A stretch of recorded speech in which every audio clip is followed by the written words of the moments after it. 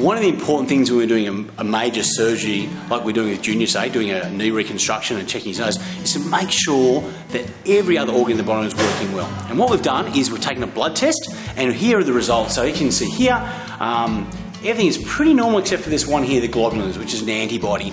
The antibody's up, which is not surprising considering we know Junior's got an infection in his nose. This is Junior. Junior's got a couple of problems we're looking at today. One is Junior's nose. She's had both her nostrils just with pus coming out. Sounds pretty gross, but we're going to have a look up there today, see if we can find out a reason for that. It's been going for about 3 or 4 months. She was running in the park and she's done a cruciate ligament. A bit like a footballer or a netballer. She's torn her, in humans it's anterior cruciate. We call it cranial cruciate, so that's in her left back leg. So we're going to be fixing that today as well. So come on, we're just going to give her a little anaesthetic. Pretty beautiful. I know, it's slippery, isn't it? It's so nice. Let's go quiet. Good girl. Here we go.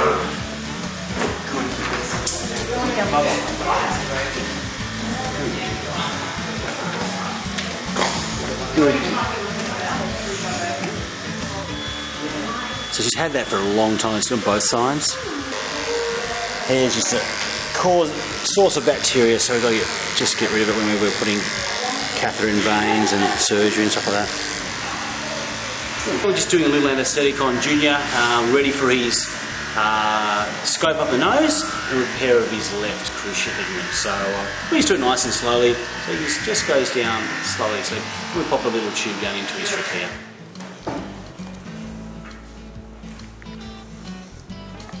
So I need a little biopsy too. And a big breath. Come on, big guy. Pretty firm. That side for the check.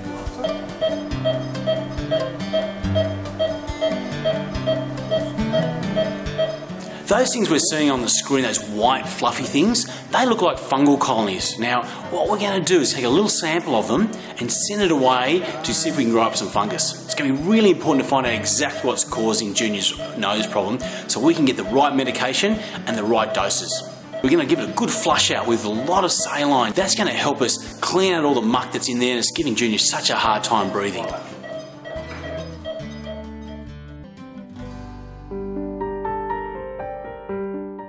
He fell into the skylight and was hanging by his tail. The skylight must have closed on his tail, so I don't know. I bought this because there was a bit of blood. He's bleeding around the mouth, so I don't know whether that's because he's fallen. Slightly more. Okay. So I'm just seeing whether or not he's got much sensation in the bottom of his tail. Alright, what I'd probably like to do with him is I'd like to keep him in. Sure. I'm going to sedate him and I'm going to take a couple of x-rays of the tail. Yeah? Yeah, okay. We know that Junior has a cruciate because this is one of the tests we do. It's called a cranial draw test. And as you can see, if you watch my fingers, see how the knee moves independently. That shouldn't happen like that if you have a normal cruciate. Epidural is really great for pain. What it does, it blocks all the nerve response to the back legs, and obviously we're operating on Junior's left hind leg, so it'll block all the nerves to that leg. So we can use less anaesthetic, and Junior wakes up with literally pain-free.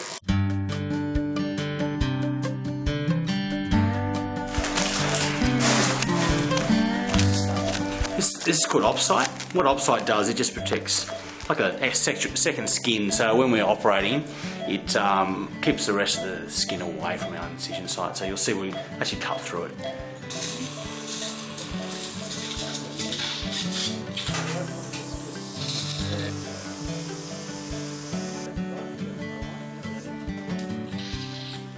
This part here was all folded, the caudal aspect, so we had to take it out, unfortunately. So, unfortunately for Junior, that means a little bit higher arthritis, but if we didn't take it out, it was going to go well after surgery if we didn't remove that folded meniscus. So, this is the replacement ligament for the cruciate ligament.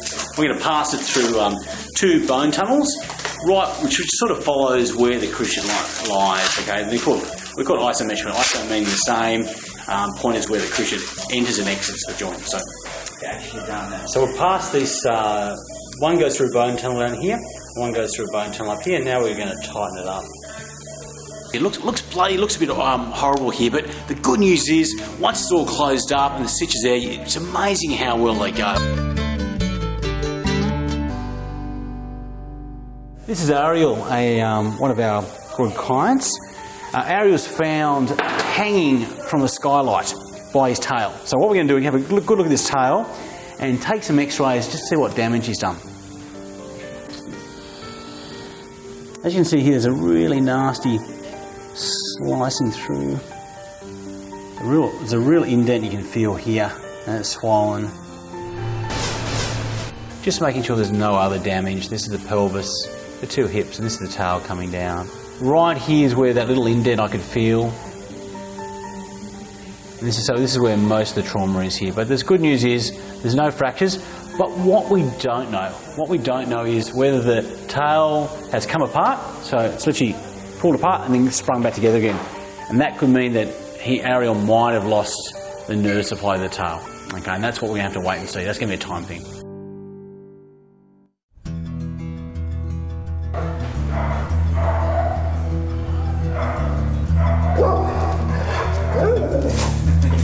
You'd love to go and play. Better in the leg. Yeah, the leg's improving, but I think the nose is getting worse.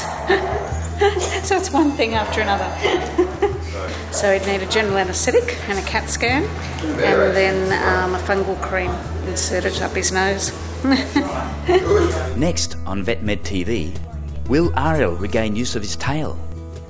What's up with Honey? And it's time for the dentist. Kitty wasn't actually that friendly.